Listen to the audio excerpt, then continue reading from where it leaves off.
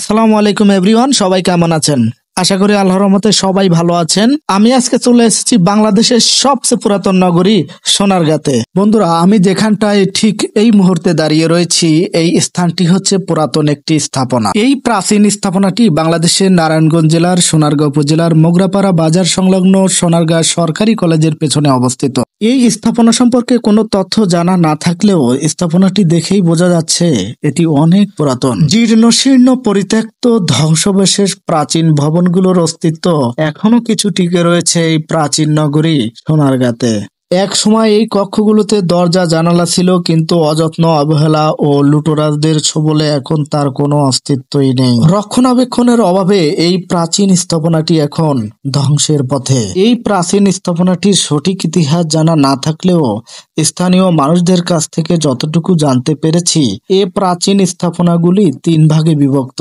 এক ভাগে কলেজের শিক্ষকেরা বসবাসের জন্য ব্যবহার করছেন, আর দ্বিতীয় ভাগে হোসেনপুর ভূমি অফিস হিসেবে ব্যবহৃত হচ্ছে, আর তৃতীয় ভাগে কয়েকটি গৃহহীন পরিবার বসবাস করছে। তো চলুন বন্ধুরা, ঝুঁকিপূর্ণ এই প্রাচীন ভবনটির ভেতরের দিকে প্রবেশ করা যাক।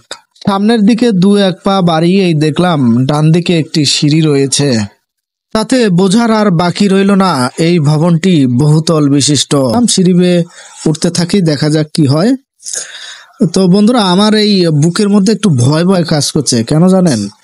এই যে পুরাতন একটি স্থাপনা এবং এর যে করুণ পরিস্থিতি, তাতে মনে হচ্ছে যখন তখন ধসে পড়ে ধ্বংস হয়ে যেতে পারে মাটির সাথে।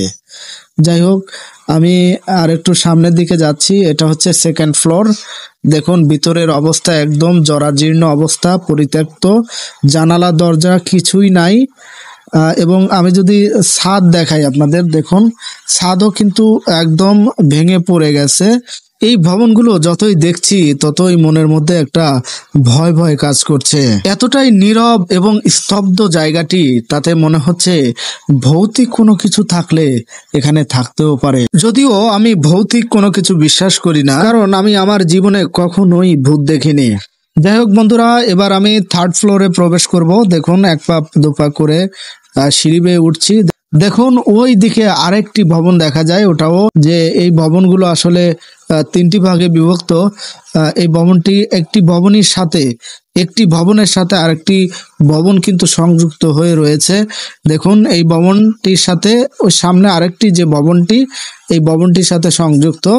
এখন এটা ধ্বংস হয়ে গেছে, ভেঙে গেছে, এবং ঠিক এখানটাই কিন্তু বট গাছ জন্মেছে পরগাছা হিসেবে। দেখুন উপরের অবস্থা, পরিস্থিতি। এই 3rd ফ্লোরে একটু ভিতরে দেখানোর চেষ্টা করি। দেখুন বটবৃক্ষের যে শিকড়গুলো এখানে কিন্তু আঁকড়ে ধরে রয়েছে এই দেয়ালগুলোকে। বন্ধুরা, পুরাতন এই স্থাপনাটি দেখতে আপনার কাছে কেমন লেগেছে অবশ্যই কমেন্ট বক্সে জানাবেন। এবার আমি 4th ফ্লোরে উঠব। সিঁড়ি বেয়ে 1 পা 2 পা করে যতই উপরের দিকে যাচ্ছি, ততই ভিতরে ভয় আরো বেশি কাজ করছে। এই ভবনটি এতটাই পুরাতন যে ফাটল ধরেছে দেয়ালে, আর এই দেয়ালের ফাটল যেন আঁকড়ে ধরেছে এই বটবৃক্ষের মূল।